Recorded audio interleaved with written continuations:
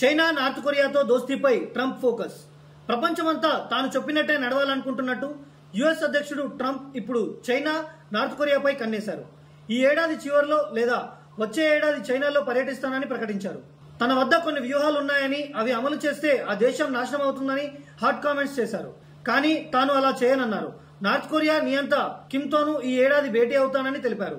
వీరిద్దరూ చివరిసారి 2019లో సమావేశమయ్యారు. ప్రతిపక్షాలపై ముఖ్యమంత్రి రేవంత్ రెడ్డి తీవ్రస్థాయిలో విరుచుకుపడ్డారు. తెలంగాణలో ఏనుగులు, సింహాలు లేవని, ఫామ్ హౌస్లలో మానవ రూపంలో మృగాలు ఉన్నాయని, వాటిని పట్టుకుని బంధించాల్సిన అవసరం ఉందని సంచలన వ్యాఖ్యలు చేశారు. కొందరు ఏఐ టెక్నాలజీతో సెంట్రల్ యూనివర్సిటీలో సింహాలు, ఏనుగులు ఉన్నట్లు తప్పుడు వీడియోలు సృష్టించి వాటిని ప్రభుత్వం చంపుతున్నట్లు దుష్ప్రచారం చేస్తున్నారని ఆయన మండిపడ్డారు. అవినీతి ఆరోపణలు ఎదుర్కొంటున్న వారిని పార్టీలలో చేర్చుకొని వారికి మంత్రి పదవులు కట్టబెట్టే నాయకులు కూడా తమ పదవులకు రాజీనామా చేయాలి కదా అని ఆమ్ ఆద్మీ పార్టీ అధినేత, ఢిల్లీ మాజీ ముఖ్యమంత్రి అరవింద్ కేజ్రీవాల్ కేంద్ర హోంమంత్రి అమిత్ షాను సూటిగా ప్రశ్నించారు. అమెరికా విధించిన సుంకాల అమలు గడువు సమీపించిన వేళ ప్రధాని మోదీ కీలక వ్యాఖ్యలు చేశారు.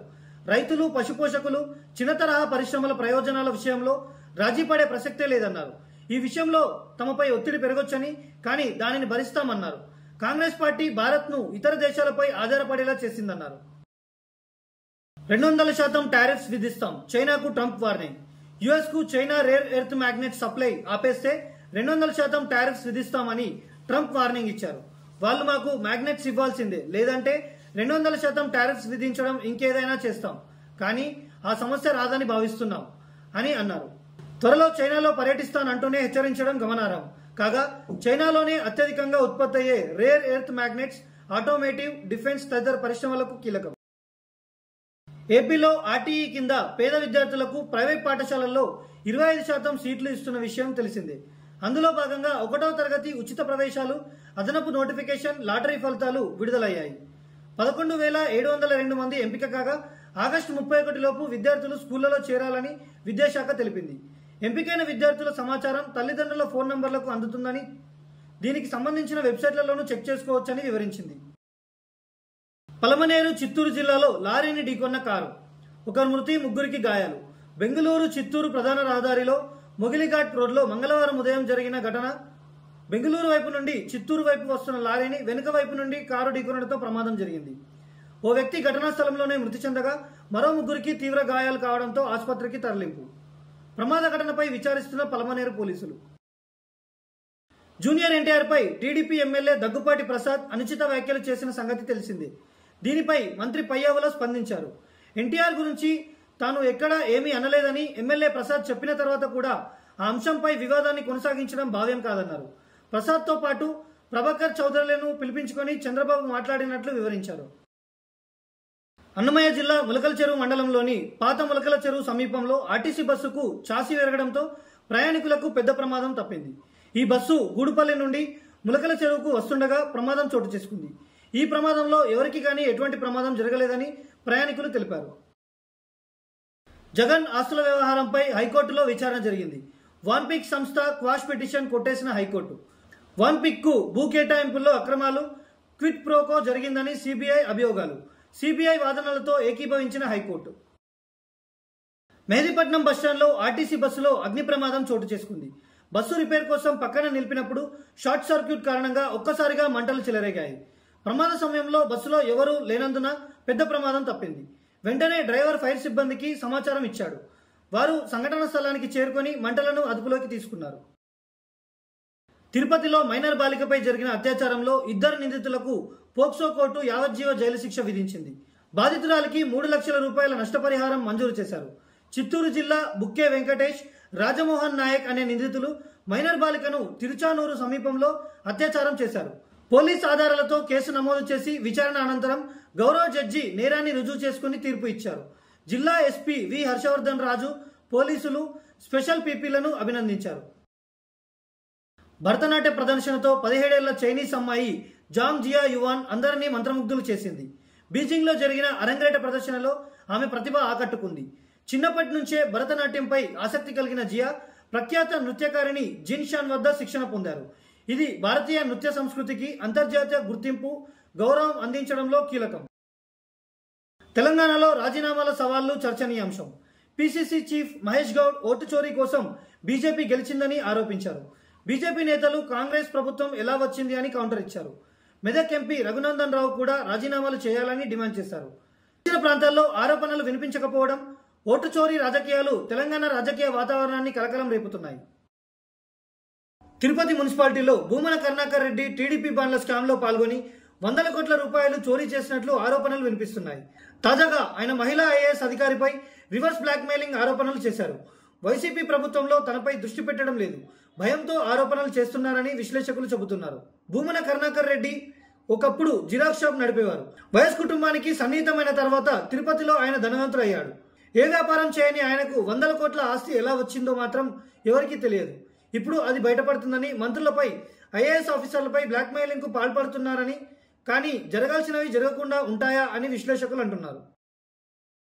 మాజీ ఐపీఎస్ సంజయ్ రిమాండ్లోకి వెళ్లారు. జగన్ రెడ్డి హయాంలో అవినీతికి పాల్పడిన ఆయనకు సుప్రీంకోర్టు జూలై 31న ముందస్తు బెయిల్ రద్దు చేసి 3 వారాల్లో లొంగిపోవాలని ఆదేశించింది. గడువు దాటినా లొంగని ఆయన చివరికి మంగళవారం ఏసీబీ కోర్టులో లొంగిపోవడంతో రిమాండ్ విధించారు. జగన్ కాలంలో తప్పుడు కేసులు పెట్టిన అధికారులు ఇప్పుడు వరుసగా జైలు పాలవుతున్నారు. పుల్కల్లో యూరియా కోసం రైతులు నానా తిప్పలు పడుతున్నారు. సాయిరాం ఫర్టిలైజర్ ముందు ధరలు పెంచుతున్నారని రైతులు ధర్నాకు దిగారు. సంచిపై 30 నుంచి 40 రూపాయలు అదనంగా వసూలు చేస్తున్నారని ఆగ్రహం వ్యక్తం చేశారు.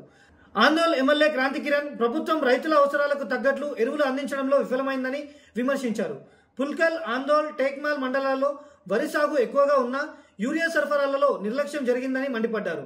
మంత్రి దామోదర రాజనరసింహ రైతుల సమస్యలు పక్కన పెట్టి రిబ్బన్లు కటింగ్ లో బిజీగా ఉన్నారని ఎద్దేవా చేశారు. రైతులకు తక్షణమే యూరియా సరఫరా చేయాలని ఆయన డిమాండ్ చేశారు. ప్రభుత్వం మంజూరు చేసిన ముఖ్యమంత్రి సహాయ నిధి ఆర్థిక సహాయాన్ని కుటుంబానికి ఉపయోగపడే విధంగా సద్వినియోగం చేసుకోవాలని ఎమ్మెల్యే పల్లె సింధూరారెడ్డి లబ్ధిదారులకు సూచించారు. పుట్టపర్తి నియోజకవర్గానికి చెందిన అంజినమ్మ, వెంకట శివారెడ్డి కుటుంబాలకు ముఖ్యమంత్రి సహాయ నిధి ద్వారా ప్రభుత్వం నుంచి మంజూరైన 1,31,752 ఆర్థిక సహాయాన్ని మంగళవారం ఎమ్మెల్యే క్యాంపు కార్యాలయంలో పుట్టపర్తి నియోజకవర్గ ఎమ్మెల్యే పల్లె సింధూరారెడ్డి అందజేశారు. ఈ సందర్భంగా ఎమ్మెల్యే పల్లె సింధూరారెడ్డి మాట్లాడుతూ కష్టాల్లో ఉన్న పేదలకు ముఖ్యమంత్రి చంద్రబాబు నాయుడు అండగా నిలుస్తూ ఆ కుటుంబం ఆర్థికంగా ఎదగడానికి కొంత ఆర్థిక సహాయాన్ని అందజేస్తున్నారని తెలిపారు. వైసీపీ సీనియర్ నేత భూమన కరుణాకర్ రెడ్డి సంచలన వ్యాఖ్యలు చేశారు. ఐఏఎస్ అధికారి శ్రీలక్ష్మిని తాటకిగా సంబోధిస్తూ తీవ్ర విమర్శలు గుప్పించారు. వైసీపీ హయాంలో పురపాలక శాఖ కార్యదర్శిగా ఆమె ప్రవర్తన దుర్వినియోగం అయిందని, టీడీఆర్ బాండ్ల కుంభకోణానికి కారణమైందని ఆరోపించారు. మంత్రులకు కూడా విలువ ఇవ్వలేదని, ప్రజల సొమ్మును వృధా చేసిందని భూమన దుయ్యబట్టారు. గతంలో మైనింగ్ అక్రమాల కేసులోనూ ఆమెపై ఆరోపణలు ఉన్నాయని గుర్తు చేశారు. తిరుమల తిరుపతి దేవస్థానం పవిత్రతను కాపాడే దిశగా కట్టుదిట్టంగా పనిచేస్తున్నామని టీటీడీ చైర్మన్ బీఆర్ నాయుడు అన్నారు. ముంతాజ్ హోటల్ వ్యవహారంపై వైకాపా నేతల అవినీతిని తీవ్రంగా విమర్శించారు. కోట్లాది రూపాయల టీటీడీ నిధులు దుర్వినియోగం అయ్యాయని ఆరోపించారు. తిరుపతిలో నివసించేందుకు భూమన కరుణాకర్ రెడ్డి అనర్హుడని, అతన్ని నగరం నుంచి తరిమికొట్టాలని బీఆర్ నాయుడు స్పష్టం చేశారు. వెనిజులాపై యుద్ధానికి సిద్ధమవుతున్న అమెరికా. అతిపెద్ద యుద్ధ నౌక యుఎస్ఎస్ జివాను మోహరించిన అమెరికా. కర్ణాటక తుమకూరు దేవరాయన దుర్గ ఆలయంలో పూజారి నాగభూషణచారిపై సంచలన ఆరోపణలు. కుంకుమ పెడుతున్న సమయంలో అసభ్యంగా తాకాడంటూ ఓ మహిళ తన కుటుంబంతో కలిసి ఆయనపై గుడిమెట్లపైనే దాడి చేసింది. వీడియో సోషల్ మీడియాలో వైరల్ అవుతోంది. 22 ఏళ్లుగా పూజారిగా పనిచేస్తున్నానని, ఎప్పుడూ ఇలాంటిది జరగలేదని పూజారి స్పష్టం చేశారు. తాను ఎటువంటి తప్పు చేయలేదని పోలీసులకు ఫిర్యాదు చేసినట్లు తెలిపారు. వెరైటీ సబ్బులు, షాంపూలతో వినాయక పండుగ వచ్చేసింది. దీంతో వివిధ రకాల వినాయక ప్రతిమలు మార్కెట్లో దర్శనమిస్తున్నాయి. తాజాగా ఏపీలోని అనంతపురం జిల్లా పామిడిలో కాస్త భిన్నంగా సబ్బులు, షాంపూలతో వినాయక విగ్రహాన్ని రూపొందించారు. సంతూర్, సింతాల్, లక్ష సబ్బులతో పాటు షాంపూలు, కంఫర్ట్ ప్యాక్లను వినియోగించారు. సుమారు 25,000 రూపాయలు ఖర్చయినట్లు నిర్వాహకులు తెలిపారు. ప్రతి సంవత్సరం ప్రభుత్వం, స్వచ్ఛంద సంస్థలు పర్యావరణాన్ని కాపాడేందుకు మట్టి వినాయకులను ఉపయోగించాలని ప్రజలకు అవగాహన కల్పిస్తున్నాయి. ఉచితంగా మట్టి గణపతులకు పంపిణీ చేస్తూ ఇంట్లోనే మట్టి వినాయకుడిని తయారు చేసుకోవాలని ప్రోత్సహిస్తున్నాయి. పొలాల నుండి తీసుకువచ్చిన నల్ల మట్టితో సులభంగా ఏకదంతుడి విగ్రహాన్ని మీరు స్వయంగా తయారు చేసుకోవచ్చు. ఇంట్లో ప్రయత్నించండి, ఇతరులతో పంచుకోండి.